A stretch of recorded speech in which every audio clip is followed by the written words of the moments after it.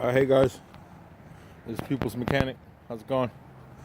I'm here with a Freightliner, 2006 Freightliner, M2 business class. See there? All right, what we have here is this thing's not holding up air for the Bendix Air system. This is an old truck, so I replaced tons of things. I replaced all the fittings on that tank there, and then all the fittings over here. If you guys want any videos on how to repair those fittings, just leave a comment under or whatever, and just just let me know, and I'll be more than happy to make a video explaining that.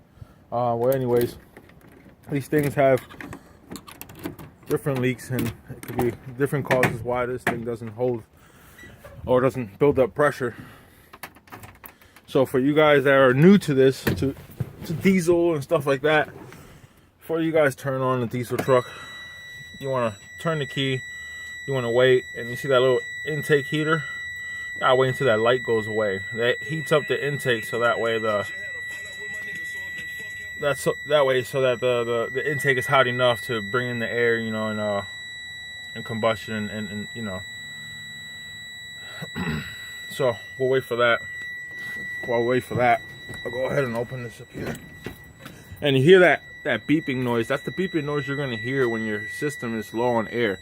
Your system is supposed to hold air even out throughout the night. So if it's beeping the next morning, or even when you come back, from it being off, and you look at your pressure gauges, and your pressure gauges are at zero,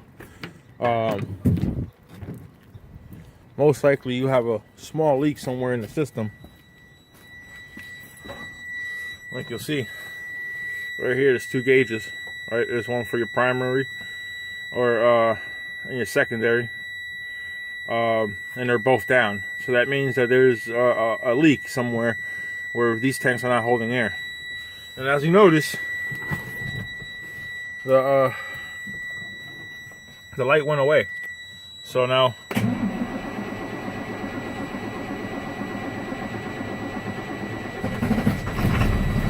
yeah, it's cold out here right now, but you'll see that it'll build up pressure, but it won't build it up all the way. And in cold temperatures like where we're in right now, it's about, out here it's maybe even close to 32 degrees, if not 32 degrees. It's about freezing point. So when it gets cold, things will fail. Well, what failed on this system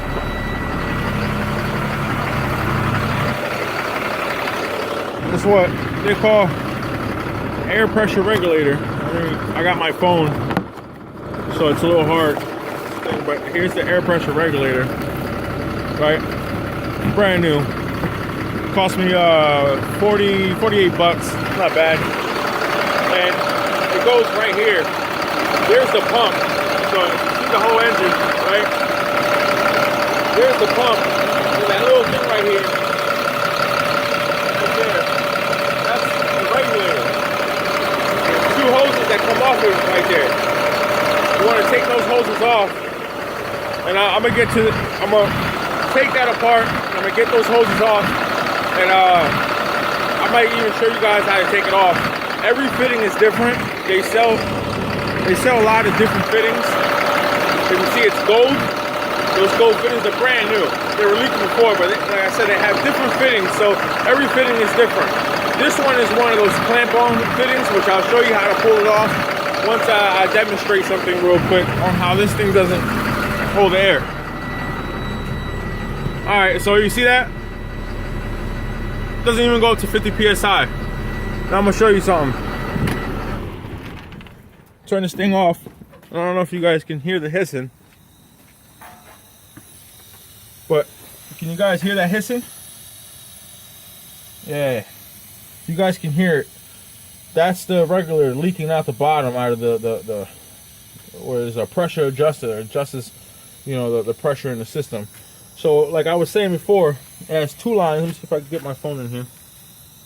All right, so there's two lines. That's one up here and one down there.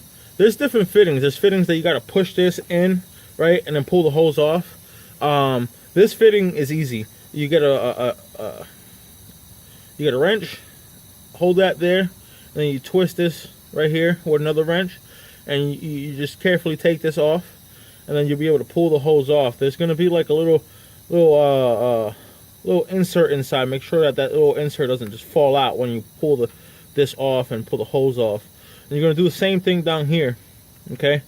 And you're just going to get that hose off. Then once you have that right off, there's going to be two bolts. They're usually Allen keys right underneath here, right underneath here, and another one all the way on the other side of the fitting, underneath this fitting here. It's going to be another one down there, right here. I think I'm touching it. Okay, so you take those two bolts off and those hoses off, and you should be good to go. You take that off, and then you'll be able to swap the new one on. All right, so I'm gonna get to that real quick, and then get some tools, and we'll get to that. All right, we'll be right back.